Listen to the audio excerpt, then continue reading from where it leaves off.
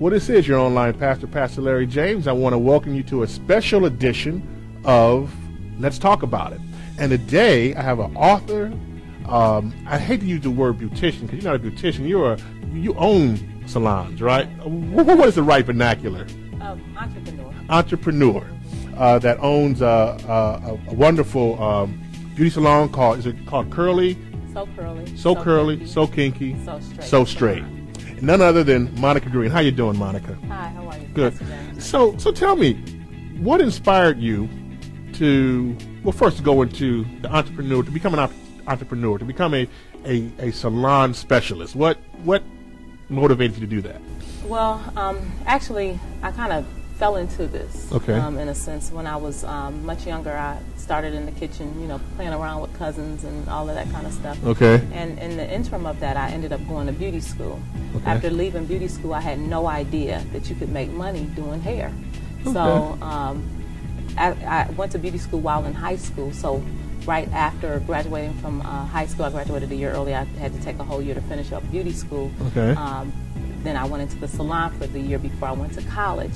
And it just amazed me that something that I could do that I loved, and yet I could make money doing it. Now, you went to beauty, okay, wait, you started in the kitchen, okay, connect the dots. You started in the kitchen, you went to beauty school, you didn't do it for the money, you did it because you enjoyed doing it. Absolutely. My mother always said that if you find something that you enjoy doing, the money will follow. Absolutely the truth. And that's what's happened with you. Well, that's what happened at that time. I loved doing hair so much. At one point, all day I would do hair every day, all day. Okay. And then you get a little, you think you're all that or whatever. Right. So I was working in a salon, and I decided, well, hey, as good as I'm doing, I felt as good as I do hair at this point. Right. I felt like, well, maybe I could do my own business. I had graduated from college at that time with Okay. a bachelor's degree in marketing, so I wanted to put that to use. I didn't want to go into, right into corporate America. So I wanted to open up a salon. Okay. And quickly discovered I didn't know what I was doing. Okay. Okay. But I did fall in love with the business at that point. All right. And so when I fell in love with the business, I decided, I had that business for a couple of years and probably doing better than some other businesses, Right. but not at my capacity or my level. I decided I would go back and get a business degree as well. So Wow, so that's awesome. So you've experienced failure, absolutely. and that made you stronger to go back at it again. And that's important that people understand that just because you made a mistake or you failed the first time doesn't mean you can't get back up and do it again. Because now you're very successful. And actually, my first business was successful. I sold Okay. the business. Oh, you sold it. Yeah, Okay. it wasn't a situation where the business failed. I sold it when it was quote unquote on top. Okay. But at the same time, it just was not at the level that I knew that a business could be. Okay. So I pieced together what I knew at the time. Okay. Which was probably, like I said, better than some of the others. Okay. But at the end of the day, it still wasn't at the level that I knew it could be. So I went back to school to then do some other things. Better yourself. Right. Oh, well, that is awesome. Now, tell us, Monica, about the book. The book is All Aboard Natural Hair Love Train, the natural hair care journey in our words. Tell us about this. Well, let's start at the beginning. Yes, I guess. let's do first chapter one. Let's start at this first Well, beginning. the book was birthed out of a movement, quote unquote, something that a part of our vision at So Curly, So Kinky, So Straight is to be a resource to the community, and in doing so, we noticed that a lot of African American women had issues as it relates to understanding how to wear their natural hair. So a lot of women that we had uncovered were either in relaxers since they were 8 or 9 years old. They didn't know the texture of their hair. They didn't know how to deal with their hair, or either they didn't like their hair, which was like a challenge to me. Right. And so with that being said, every last Friday of the month, we created a venue for the women to come in and become educated about their hair, their natural hair products, what they could use, different styles, techniques, and just allow them to have communication about it, because it even stemmed to the men in their life they couldn't make that transition for many reasons. Wow. And so this became more of a safety net for those women who needed the safety of being able to bridge that gap. And with that, there's tons of stories. I mean, there's stories and stories. And what that ended up being was a compilation of every woman that we talked to that allowed us to utilize it, their journey. Now, hair is really important. Yes. I mean, hair is really, really important. In the way one feels about themselves. You know, especially, you know, with men too. I mean, I'm funny about who cuts my hair.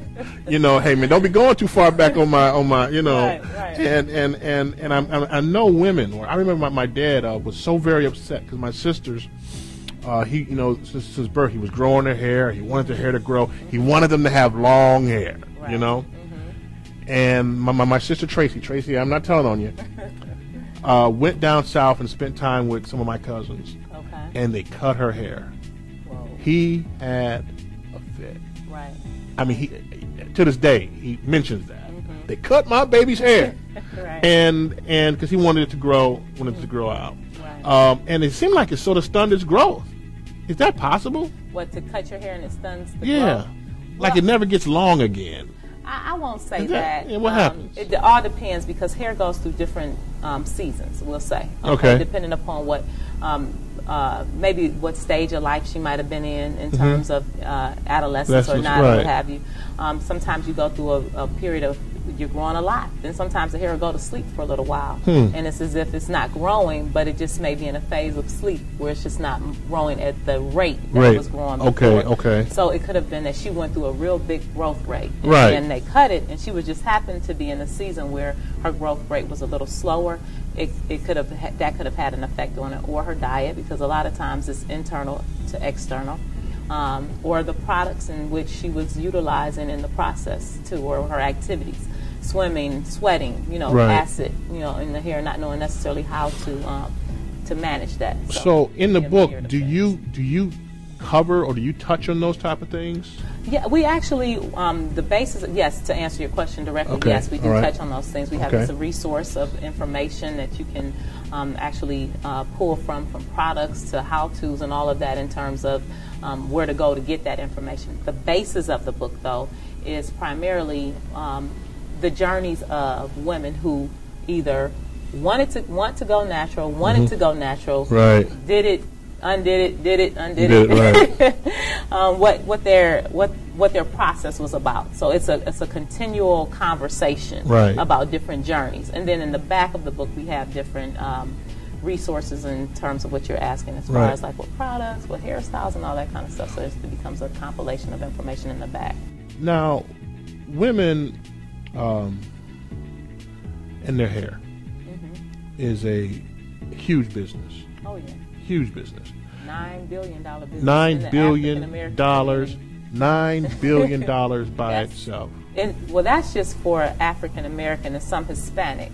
Now, to really get down into those numbers statistically, that is 30% of the entire beauty industry. We're talking 30%. Okay. General market, but cosmetics and all the other things. No. I'm talking hair business. Okay, not cosmetics. $9 billion is only 30%. No, $9 billion is what we spend, which is 30% of the whole 100% of the marketplace. So we're only a minor part of this big marketplace, right? When you talk about, we're more and more African and more ethnic ethnicity. Right. However, when you talk about African American category, women, some Hispanic, because that's not fully engaged or integrated because of the the issues around being able to identify. However, at the end of the day, what they do know for sure in that category, $9 billion are being spent by that category. Wow. But of the entire market, that represents 30% of the entire market, which is that's saying a whole lot. Right. We're something to be reckoned with. Wow. We're getting our hair done. We are getting our hair done. And there are so many salons throughout the city. What makes your salon different? What makes us different is that my goal is to, make sure that we have consistency. We're a professional environment where we have consistency. When you call, you'll get a receptionist. Right. just certain things that every business should have from my perspective, and we have those things in place. In addition to that, we're a team, so it's not you call in the cell phone to make an appointment with someone and they're not available. You call the front desk. You call the front desk, and if in fact maybe the stylist that you originally wanted was not available, we recommend that you go to another stylist because we want you to utilize the entire team. We also have a space where we allow our customers to know that if you see something that another stylist is doing, please by all means book with that stylist. So we have specialties, like someone specializes in color. Everyone can do the services, but we have someone that specializes in color, someone that specializes in sew-in, someone that specializes in different categories, so that the team becomes stronger. So that's primarily our philosophy. And at the end of the day, the real philosophy is that it's just really all about the clients. Right. Everything is about the clients. And in your book, it touches on, I guess, wearing your hair naturally. That particular book right there is all about the natural market. Okay. That's a niche that actually is a trend that's we're moving towards. Okay. And let's get real about it. I mean, I guess for years, I remember growing up, and the kids with the straight hair was called the good hair. Right. And those with hair like mine was called the bad hair. Right. Okay. Exactly. So, I mean, is there a shift now in our thinking, in our psyche with that now? Absolutely. We even have an event that we do every summer called Happy to be Nappy. Happy to be nappy. Right, Amen. change the mindset. And I'm not trying to make light of nappy because sometimes you have to take something that someone else intended to be negative and you put a positive spin on it, because it's still, the reality is it's there. It's like the elephant in the room. So yes, one beautiful thing is that the younger generation, being like my daughter's 7, she probably will never have a chemical in her hair, which is great. Then you have a lot of college kids; they're all about natural. So you have a generation moving that way. But then you have a generation where the baby boomers, they're coming back that way. Maybe because of issues like, for example, wearing a relaxer for so long can sometimes cause damage to the hair. And so you have women who are in weaves or in situations where they just can't get the chemical anymore because it's not going to work. So they have to figure it out. And then you have other women who just want to, they just want to experience being natural. And then you have other women who, from a health perspective, that's a whole nother piece, because it's not scientifically proven, but there are studies that show women who have relaxers, sometimes it relates to the fibroid tumors, different female problems. What they do know is when they take the skull of a woman who's worn a chemical relaxer, you can still see the buildup on the layer of the up underneath the So there's some definite issues there.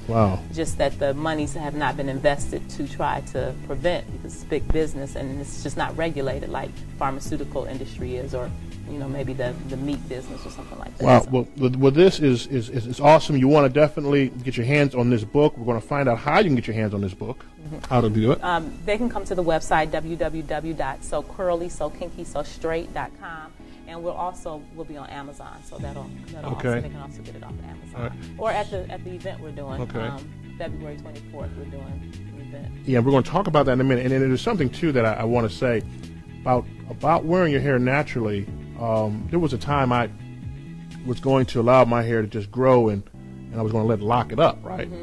And people, man, you don't want to get locks, this, that, and the other.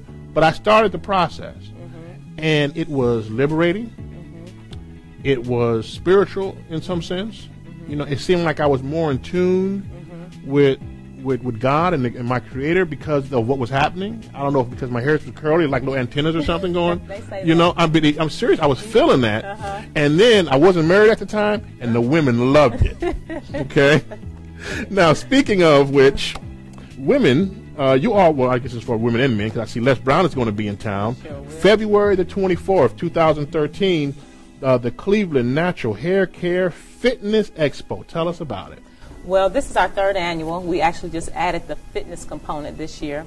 It's going to be at the Beechwood Hilton from 11 in the morning till 6 in the afternoon. We'll have vendors where you can shop, all kinds of products, all types of great information. We have free classes. We'll have classes on in every component of exercising, nutrition, all of that. We'll have exercise classes where you can actually come out and do your workout. Okay. Going on simultaneously. We have product classes, knowledge classes. We have how to get dressed. What looks Dress best for on success. you. Yeah. We have how to transition, what products you should use, what different styles work with your face. It's just like a myriad of information, and the goal behind it is really to be a resource to the community, similar to what one of our bedrock principles are, and that particular event is like the big power, the big shebang for the natural hair industry. And Les Brown is going to be a part of this event. He is a motivational speaker, and a really great motivational speaker, and he's also your mentor. Absolutely. So he's going to be here for the event as well. Yeah, he's going to speak and then critique me. He's going to speak and critique you at the same time, huh? What are you doing? And what does Les know about hair, huh? Well, yeah. Maybe some other things. Right. Some other things, okay. Other stuff. Well, February the 24th, that's February the 24th, this coming February 24th, 2013. The last Sunday in the month. The last Sunday of the month, between the hours of 11 a.m. and 7 p.m. At the Beechwood Hilton. Right. The And Beechwood then Hilton. actually following that show at Okay. 7:30, we're going to do a fashion show. Uh-oh. So we're going to have all of the, the designers. Mostly the majority of people will be local, but we do have people coming in from out of town. So we'll have a big fashion show, some of the latest trends, fashions from clothes as well as hair. Okay. And that's from 7:30 to 11 at the same place, but it'll actually happen right after the expo. And even then, with what I did mention, with the expo, we'll have some local and some national speakers who, along with Les Brown, will be here educating wow. the community. And those classes are free. It costs $15 to get into the event, $20 at the door. But the classes are free, and then $15 for the fashion show if you decide to go to the fashion show. And that website for the expo is again www.socurly.sokinky.sostraight.com, and then you can kind of go out to the website. Well, it has truly been a pleasure speaking with Monica Green, who is not only an entrepreneur, but she's also an author. And again, you want to get this book. The book is titled All Aboard Natural Hair Love Train, The Natural Hair Care Journey in Our Words. You want to get this presented by So Curly, So Kinky, and So Straight. Well, thank you so much for being on the show. Thank you for having me. And we look forward to attending your event. Wonderful. Hope everybody else comes out and enjoys as well. Come on out, Cleveland. Well, this is your own.